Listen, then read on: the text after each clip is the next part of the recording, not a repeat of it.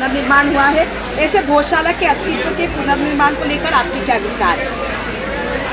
निश्चित रूप से मुझे लगता है अयोध्या जैसा वापस पुनरुपी इसका भव्य और उसकी तारुण्यता प्राप्त हो, ये मैं पूर्ण सहमत होना चाहिए, उसी स्तर पर होना चाहिए। जी गुरु जी, क्या गौशाला का मुद्दा अभी प्रयागराज में जो महाकुंभ चल रहा है वहाँ संतों के बीच रखना चाहिए? मैं अभी जाऊंगा 12 तारीख को, हमारे सारे संतों की 12-13 अखाड़ों की बैठक है, उसमें इसका मुद्दा मैं रखूँगा।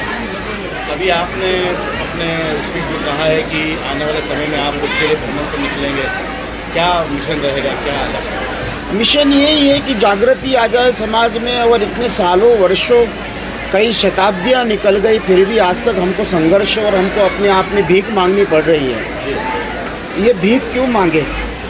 हमारा होते हुए ही हम भीख क्यों मांगे?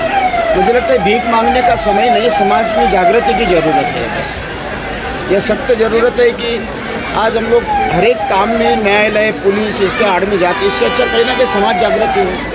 कहीं न कहीं संविधान हमारे यहाँ आगे आता है, इधर में पीछे चला जाता है, कुछ कहेंगे इस पर? नहीं, संविधान तो हम लोग मानने वाले लोग हैं, तो आज जाकर 500 साल हो गए संघर्ष कर रहे हैं। आज 1000 साल 500 साल ये संविधान का पालन करके ही हम लोग मान के चल रहे हैं। आज भी माँ सरस्वती मूर्ति न आने का कारण क्या? संविधान, उसका पालन करते हुए ही चल रहे हैं। लेकिन हाँ, हम लोग अपनी पक्ष रखना, बात रखना कोई संविधान का उल्लंघन नहीं है, उसका स्वीकार करते भी चल रहे हैं। स्वामी जी, इसका राजनीतिकरण कब बंद होगा? क्योंकि इसका राजनीतिकरण, और आप भाजपा को सपोर्ट करते हैं। अभी आपने कहा गजेंद्र सिंह शेखावत से बात हुई, तो क्या बातचीत का दौर 11 साल हो गए, सरकार को कब तक बातचीत करेगी और जनता कब तक भोगेगी? और आप नमाज भी पढ़वाते हो साथ में, आपकी सरकार नमाज पढ़वाती है। मैं कोई राजनीतिकरण नहीं हूँ, बस मेरे से जुड़े हुए लोग हैं, उनसे मेरे गजेंद्र सिंह जो पर्यटक मंत्री मेरे बहुत पुराने जुड़े हैं, मैंने आज सहजता के साथ उनसे बात करी है। और मुझे लगता है कि देखो, राजनीति में धर्म और धर्म में राजनीति, ये एक राजनेता वो है पहले भगवान को मानने के लिए तैयार नहीं थी, तो उनके साथ कैसे खड़े हो? स्वामी जी, आपके देश विदेश में मेरा ये कहना है कि एक पार्टी वो है कि आपके भगवान को नकारती है, हम उसके साथ कैसे खड़े हो सकते हैं? और एक पार्टी वो है कि राम का है ये मान तो रही है, तो उसके समर्थन में रहेंगे कि क्यों नहीं रहेंगे? रहना चाहिए। हम कोई अन्य जाति के, अन्य देश के नहीं हैं। जो राम के अस्तित्व पे प्रश्न चिन्ह उठाने वाले के साथ हम कैसे हो सकते हैं? तो हम 11 साल से सरकार में हैं, तो आखिर कब मूर्ति का ये कोर्ट का मामला हटा दे। मूर्ति लाने में तो कोर्ट को हस्तक्षेप नहीं कर रही है ना, ये मामला न्यायालय दिन है। मूर्ति लाने का मामला न्यायालय में, मंदिर है, मस्जिद, ये मामला न्यायालय में है। मूर्ति लाने में तो कोई न्यायालय हस्तक्षेप कर नहीं रही है। कल मैंने जब बात करी, उन्होंने ये कहा कि लंदन ने ये शर्त रखी है, अगर मूर्ति एकदम वहाँ रखोगे तो ही ले जाना। मजबूरी ये आ रही है, वहाँ लंदन के जो भी म्यूजियम वालों ने लिखित दिया है कि मूर्ति वहाँ रखोगे तो ले जाना। अब न्यायालय का निर्णय आ जाए तो मिल जाएगा, इसके कारण थोड़ा सा बाधा आएगा। मुझे लगता है बहुत जल्दी हो जाएगी। आपके देश में अनुयायी हैं, आप उनको गौशाला को क्या संदेश देना चाहते हैं?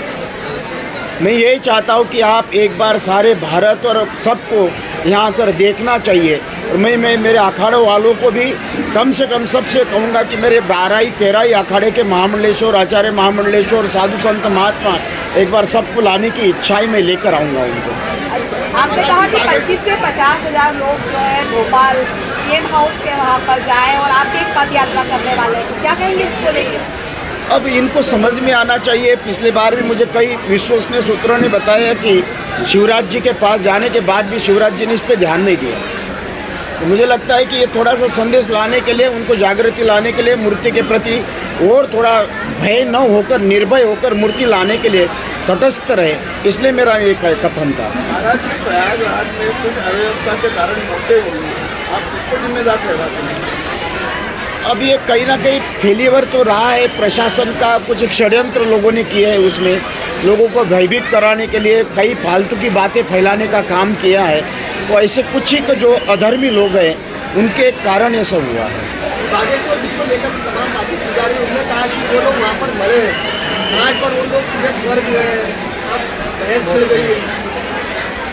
अब स्वर्ग गए नहीं गए वो तो वो जाने, हमको तो उनको दिखता हो तो गए होंगे, लेकिन जिनके घर के लोग मरे हैं, जिनके घर में इतना बड़ा कष्ट हुआ है, उनको एक क्षतिपूर्ति कैसे कर सकते हैं।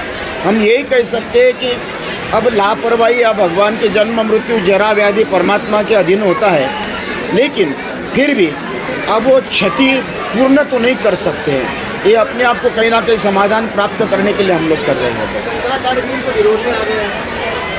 अब शंकराचार्य जी महाराज का उन्होंने क्या, मैंने सुना नहीं अभी क्या बोला है उन्होंने, सुन नहीं पाया मैं उनको। 2-3 दिन से मैं लगातार प्रवास के कारण उन्होंने क्या कहा, कैसे कहा, ये मुझे समझ में नहीं आया।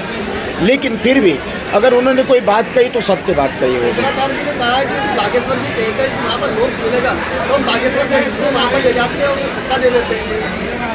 अब ये समाधान, ये तो कोई आतताई वाली बात हो गई है। हम किसी को मरने की और मारने की भावना रखें, यह तो मुझे नहीं लगता है श्रेष्ठ हो।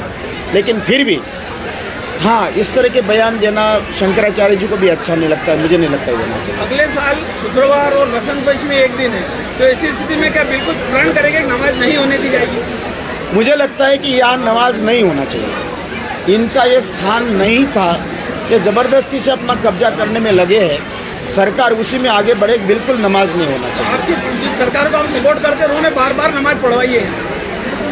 अब वो क्या, किस कारण, किस मजबूरी, क्या भय के कारण हुआ, लेकिन मैं तो सभी से कहूँगा कि अगले साल से विरोध या कोई संघर्ष नहीं, मुस्लिम समाज इसको समझे और अपनी भाईचारा दिखाए। यहाँ आप न आकर अपने आप को, ये सनातन को सौंप दे, ये आपका भाईचारा है, इसमें विवाद करने की ज़रूरत नहीं है। जी, अंधाधुंध यहाँ पर एएसआई का सर्वे चला है, हिंदू पक्ष